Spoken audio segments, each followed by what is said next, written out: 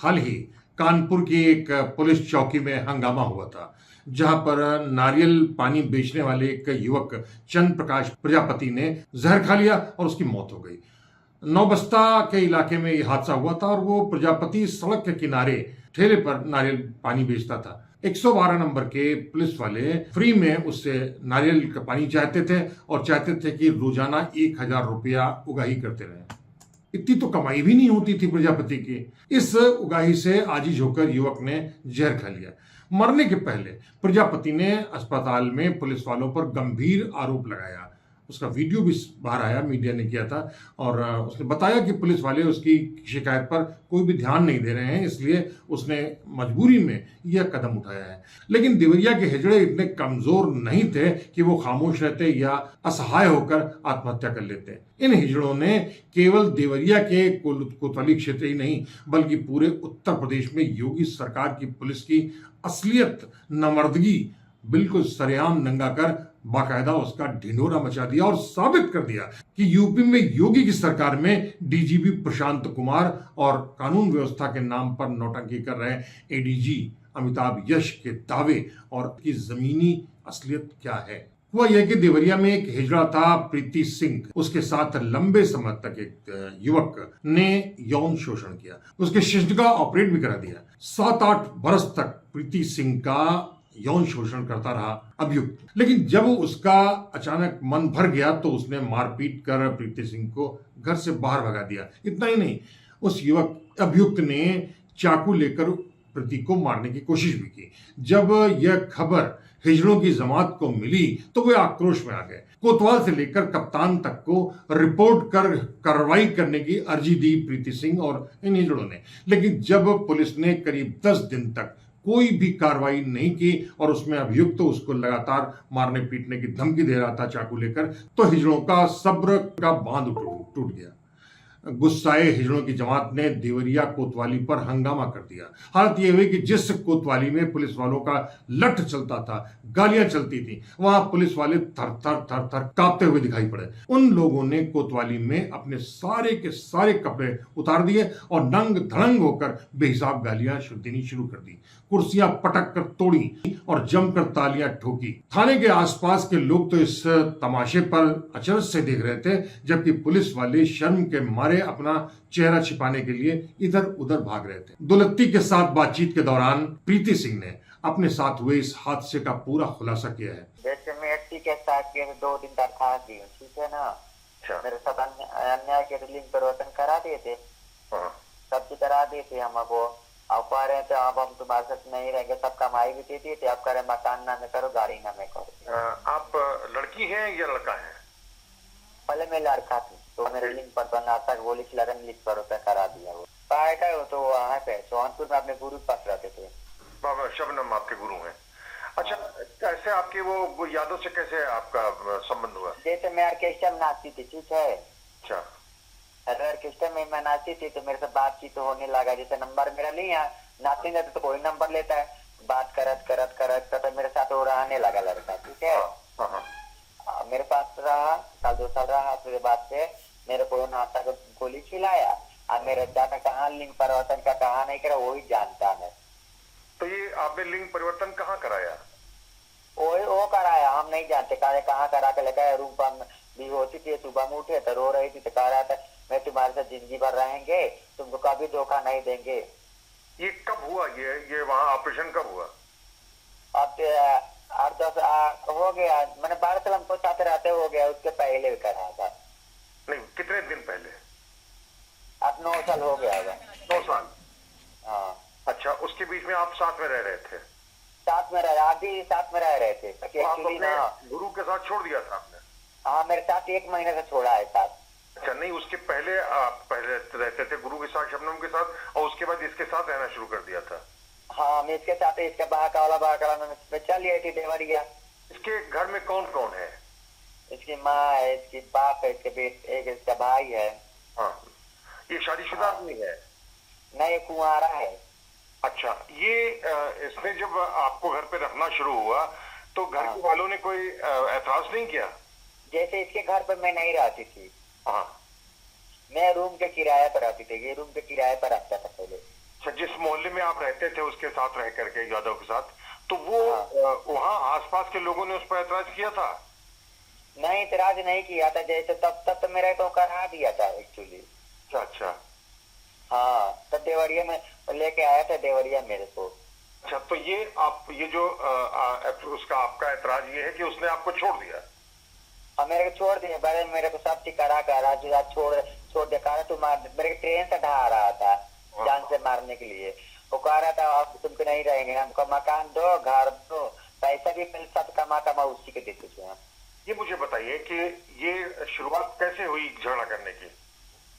झगड़ा करने की शुरुआत कुछ भी नहीं हुई थी, वो अपने घर द्वार जाता था, आता था, मेरा कोई इतराज नहीं था।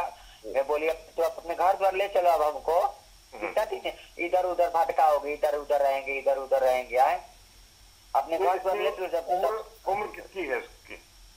25-26 साल होगी। और आपकी कितनी है? मेरे भी 25-27 साल होगी, 25-26 साल होगी। तो ये झगड़ा आपका 1 महीने से शुरू हुआ?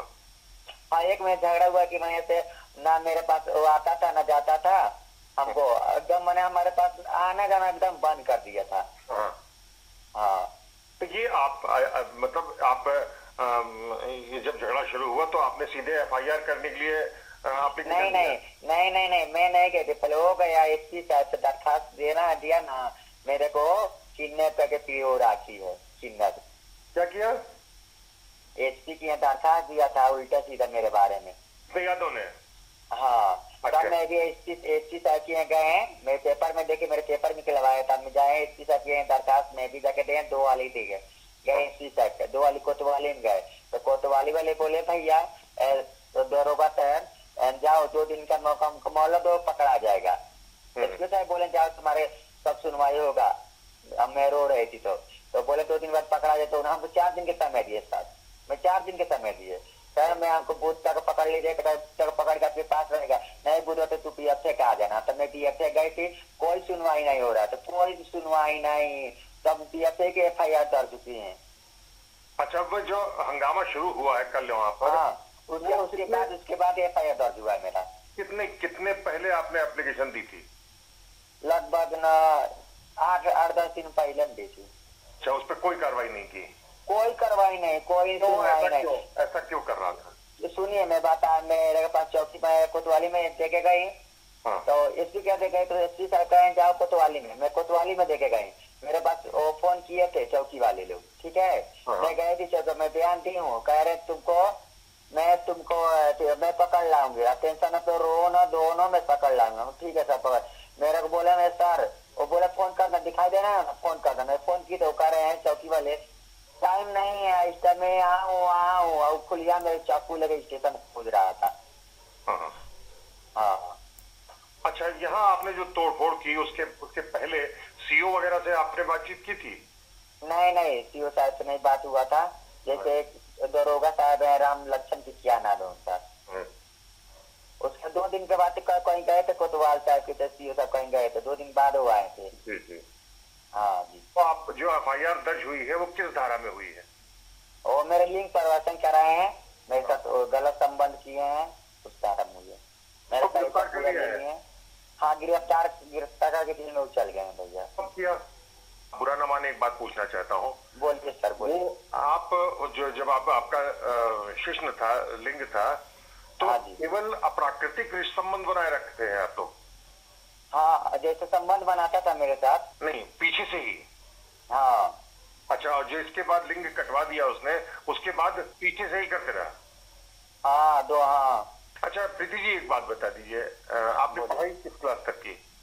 मैं एक्चुअली ज्यादा पढ़ी लिखी नहीं है, बाकी सिग्नेचर थोड़ा सा कर लेती हूँ। हालांकि इस घटना के तत्काल बाद सीओ और कोतवाल ने इस हंगामा को संभालने की कोशिश की, उनकी रिपोर्ट दर्ज की, अभियुक्त को तत्काल पकड़कर जेल भेज दिया और प्रीति सिंह को मेडिकल जांच के लिए पूरे सम्मान के साथ अस्पताल ले गए। लेकिन इस पूरे हादसे ने साबित कर दिया कि यूपी के डीजीपी और एडीजीपी कानून व्यवस्था जैसे पुलिस के पास अपनी शिकायतें दर्ज करने वालों की पीड़ा सुनने और उसे न्याय दिलाने का घेला भर भी समय नहीं है, तब तक जब तक कि कोई खुद ही नंगाई हिजड़ों की तरह हंगामा न कर दे। इसका अंदाजा प्रीति सिंह की उस घटना से साफ दिखाई पड़ रहा है। इस मामले में पुलिस ने दुराचार और अंग भंग का साफ मामला होने के बावजूद इस पूरे मामले पर कोई कार्रवाई करने की कोई जरूरत नहीं समझी थी। पुलिस यही सोचती रही कि चूंकि यह मामला एक हिजड़ा से जुड़ा हुआ है और उसकी जिंदगी एक सड़क छाप होती है, वे मानव नहीं होते, वे न पुरुष होते हैं न स्त्री होते हैं, इसलिए वे प्राकृतिक रूप से इस तरह की घटनाओं के लिए यूज्ड टू बनाया गया है। हैरत की बात है, शर्म की बात है। कहने की जरूरत नहीं है कि इस पूरी सरकार में डीजीपी और पुलिस अधीक्षक को न ऐसी घटनाओं के बारे में कोई कार्रवाई करने की जरूरत है और अपने अधीनस्थ अफसरों की लगाम कसने की कोई तमीज, वरना न तो कानपुर में ठेला विक्रेता ने जहर खाकर आत्महत्या न की होती और न ही देवरिया के हिजड़ों ने पूरे पुलिस महकमा के साथ ही साथ सरकार की नाक न कटवा दी होती। एक वरिष्ठ पुलिस अधिकारी ने दौलती को बताया कि योगी सरकार को चाहिए कि वह देवरिया कांड में प्रीति सिंह के साथ हुए इस हादसे में दोषी अभियुक्त पर 376 और 77 के तहत मुकदमा दर्ज नहीं करने पर सीओ और समेत पूरी कोतवाली पुलिस वालों पर 120B के तहत मामला दर्ज करें और उन्हें तत्काल सस्पेंड कर दें। एसपी को तत्काल हटा दिया जाना चाहिए जिले से। ये इसलिए भी जरूरी है कि इन पुलिस वालों ने अपने दायित्व का निर्वहन बिल्कुल नहीं किया और योगी सरकार इस बेहद शर्मनाक हादसे को निपटाने में असमर्थ हो गई और पुलिस वालों ने सरकार की नाक काट ली। तो अगली बार फिर किसी दूसरे स्थान पर और किसी दूसरे लोगों के साथ हम फिर हाजिर होंगे। तब तक दुलत तिलक कुमार सोयर को इजाजत दीजिए।